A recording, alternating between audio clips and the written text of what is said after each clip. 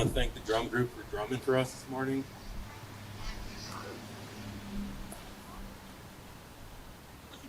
The Moose Hide campaign began as a BC Indigenous-led grassroots movement to engage men, boys, and towards violence against women and children. It was co-founded by Paul and his daughter Raven, and they were hunting moose within their territory along the Highway of Tears, North BC, where many women have gone missing and murdered. And they were inspired to make little moose hide squares for the movement.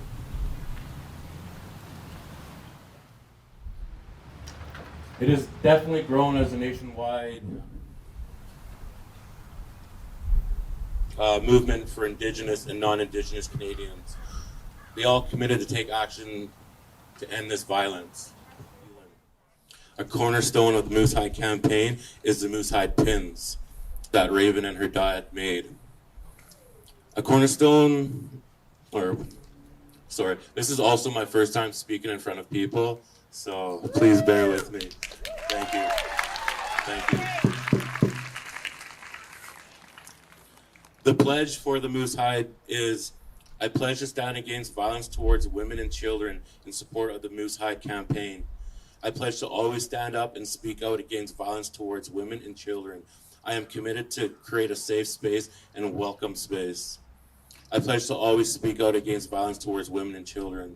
And I think that goes along with everybody, is to create a safe space for everybody to go to.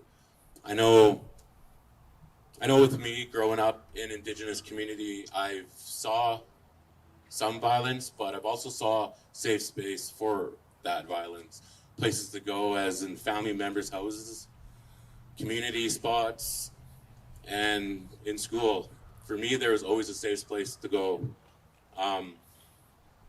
Speaking about violence, I've had a partner who's been in domestic violence, and hearing that person's story really makes me sad to know that there are people out there who will resort to violence.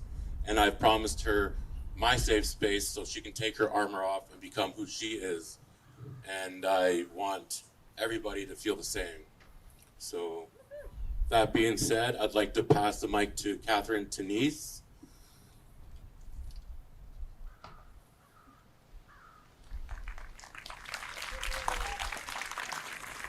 She's the Ktunaxa Nation Council Chair.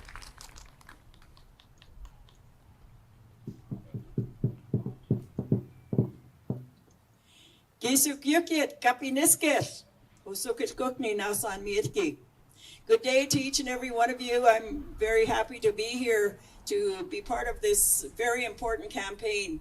Anytime that we have an opportunity to share an important message, especially to the group of young people who are gathered here today, I think it's extremely important. And I want to say on behalf of the Ktunaxa Nation, and particularly on behalf of ACAM, unfortunately, Chief Joe Pierre could not join you today, so I'm here in his stead. I'm much shorter, as you notice. So I'm hoping that as the proceedings go today, that you listen very carefully and learn, because I think that the message that is being delivered as part of this campaign is something that we all need to take heed and pay very close attention to. It's not, we know that the world that we live in is a very interesting place and sometimes can be very dangerous, so that anything we do to protect ourselves is important for all of us to make sure that we commit ourselves to. So I want to, again, thank you all for being here, for taking the time to learn, and hopefully that this is the start of your learning journey, or the continuation of your learning journey that will create a safe space for Indigenous and non-Indigenous people and help improve the relationship as we continue to pave the path to reconciliation. Thank you very much.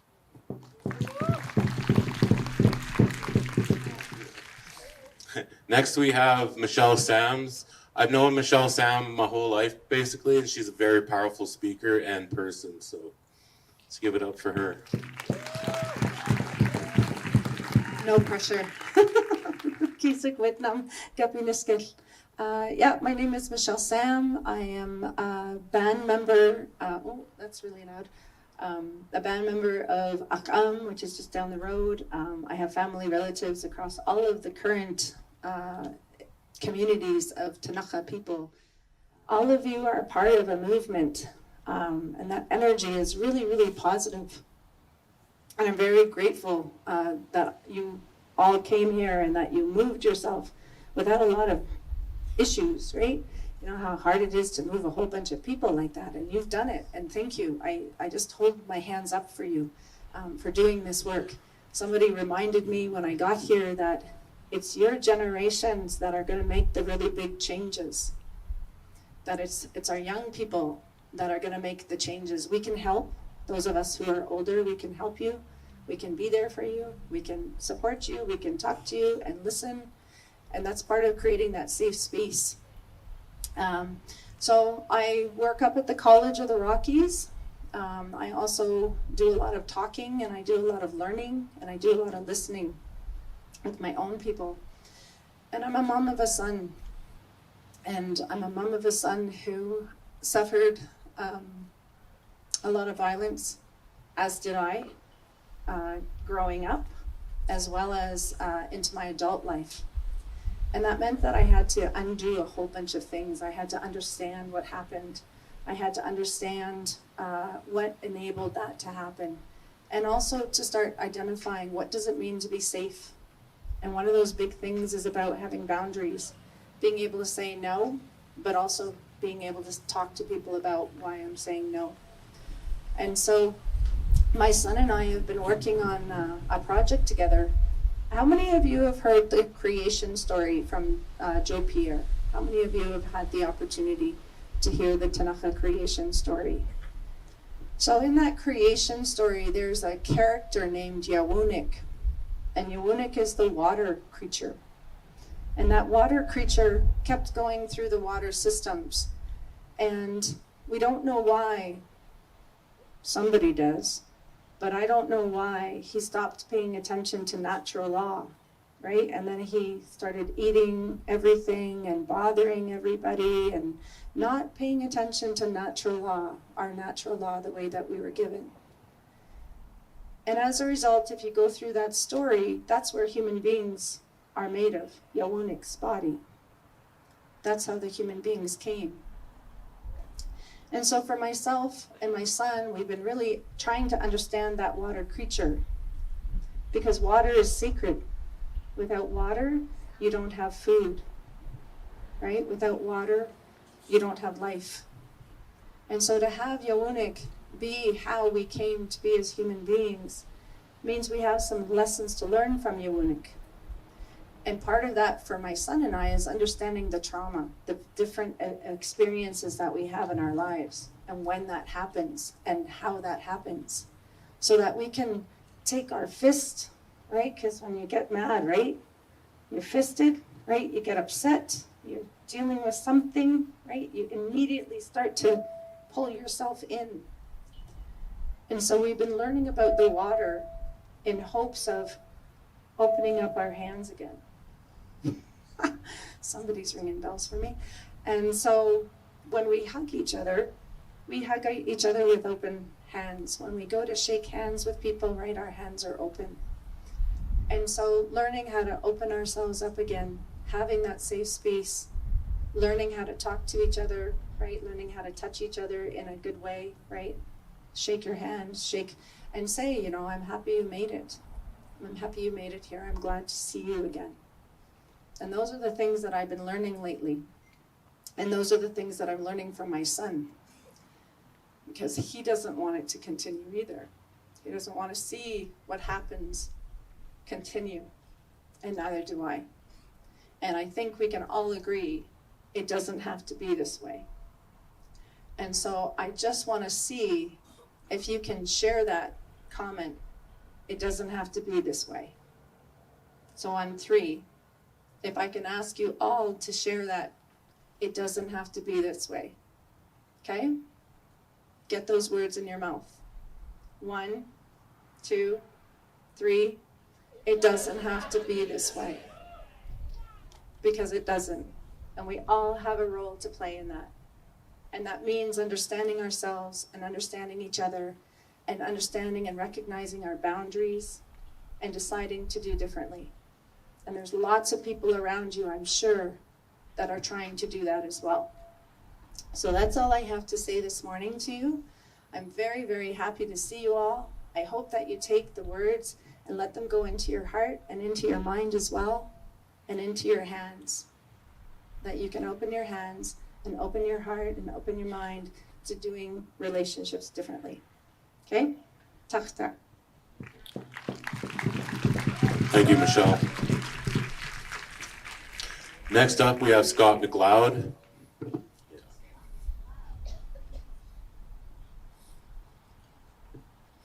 Scott is a current victim service program manager and a retired Edmonton police officer. Good morning. As he said, my name is Scott McLeod. I'm the Victim Services Program Manager at the RCMP detachments here in Kimberley. And I also, in a previous life, was I'm not a great speaker, so please forgive me.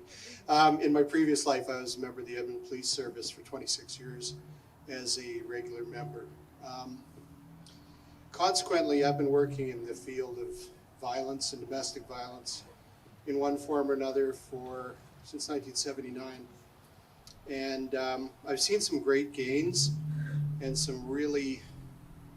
our society's getting much better overall, but we've still got a lot of work to do inclusively. And what I want to say is, as a society, we're making great gains, but nobody here is expected to change society. All we can do is take care of our own little corner of the world and how we act and how we react and what we will tolerate within our friends and family and our greater community. I'm going to paraphrase here, but Martin Luther King Jr. said, "If I cannot do great things, I will do small things in a great way." And that's the way I do my business. Is I cannot change the world. I cannot change everything, but I can help make my little corner of the world, Cranbrook, Kimberley, and our communities a whole lot better. And I challenge you to do the same thing. Get up in the morning, and what am I going to do today to make things just that little bit better? What am I going to do to elicit change? Am I going to do positive things, negative things? And don't set great goals. It might be something as simple as getting out of bed, going to school and not causing a ruckus, going to school and causing an appropriate ruckus. I mean, if you see something, say something means you may have to cause a ruckus. It may be something as simple as helping your elders or your youngers, aiding somebody in school, aiding somebody across the street. It doesn't have to be a big change, but you have to hold yourself to a standard such that you're always trying to make things better for you and yours. And realize in that course, you're not going to achieve this every time. You're going to fail on a regular basis. I do every day, but that doesn't mean I don't get up and try the next day. And I know I am not saying that I'm special or spirited or anything exceptional. I'm just saying that every day, just try to be a little better, do a little better, help a little more. And the cumulative effects of all that work is going to make us all have a better society and a better community. And, I'm starting to shake up here because I don't like talking in public. If for nothing else, when you go to bed at night and you show gratitude for the great things that happen to you during the day, food, water, the sky, the people around you, be grateful and think, did I do anything today to make my forefathers and my ancestors proud of me? And if not, what can I do tomorrow? And thank you. Thank you, Scott. I just want to thank everyone for coming. I know it takes a lot to come out and listen, but that's part of change. And I think just changing will help the future. There's a quote that I heard. It's, you don't have to show up as a healthy person, you just got to show up. And with that, I'd like to close it off. Thank you.